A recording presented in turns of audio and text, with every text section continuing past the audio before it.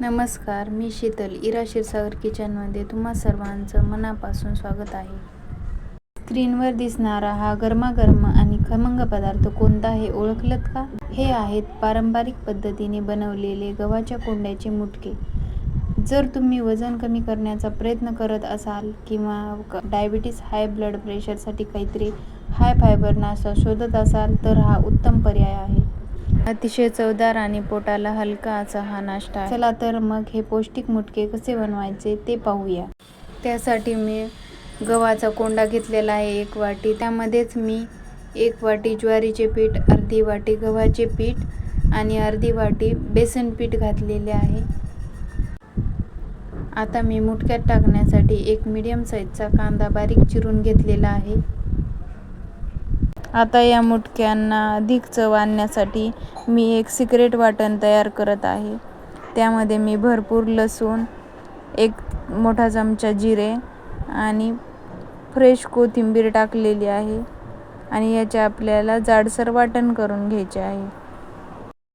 आता या पिठामध्ये मी 1 चमचा हरभरा डाळ टाकलेली आहे आणि बारीक चिरलेला कांदा यामध्ये मिक्स करायचा आहे. नंतर आपण मगाशी वाटून घेतलेले हे वाटण मी या पिठामध्ये मिक्स करत आहे. त्यानंतर आपल्याला या पिठामध्ये काही कोरडे मसाले ॲड करायचे आहेत. यामध्ये मी 2 छोटे चमचे लाल मिरची पावडर टाकलेली आहे. लाल मिरची पावडर थोडी जास्त टाकायची आहे कारण की हे कोंडा हा चवीला आंबट असल्यामुळे तिखट असेल तर अधिक छान लागतात हे मुटके. त्यानंतर अर्धा चमचा हळद आणि चवीपुरते मीठ टाकून हे सर्व मसाले अगोदर आपल्याला कोरडेच हाताने अशा प्रकारे व्यवस्थित हाताने मिक्स करून घ्यायचे आहेत आणि त्यामध्ये थोडे थोडे पाणी टाकून आपल्याला घट्टसर पीठ मळून घ्यायचे आहे. तयार झालेले पीठ आपल्याला 10-15 मिनिटे झाकून रेस्ट करण्यासाठी ठेवायचे आहे. त्यानंतर फोडणीसाठी मी एका कढईमध्ये 2 चमचे तेल घेतलेलं आहे. तेल छान तापले की त्यामध्ये अर्धा चमचा जिरे छान फुलले की त्यामध्ये मोहरी घालायची. नंतर बारीक कट केलेला लसूण टाकला आहे.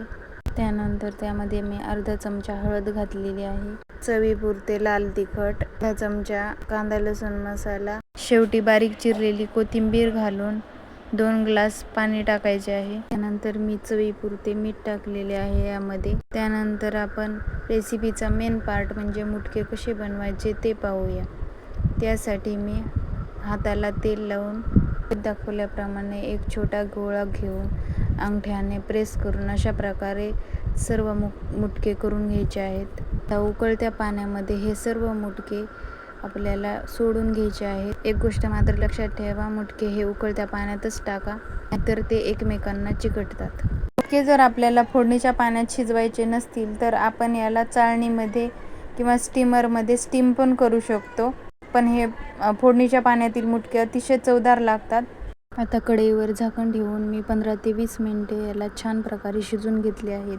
वाव, मस्त वाफाळलेले, खमंग आणि फायबरने भरपूर असलेले गव्हाच्या कोंड्याचे मुटके तयार आहेत. हे मुटके पोटासाठी अत्यंत हलके आणि आरोग्यदायी आहेत.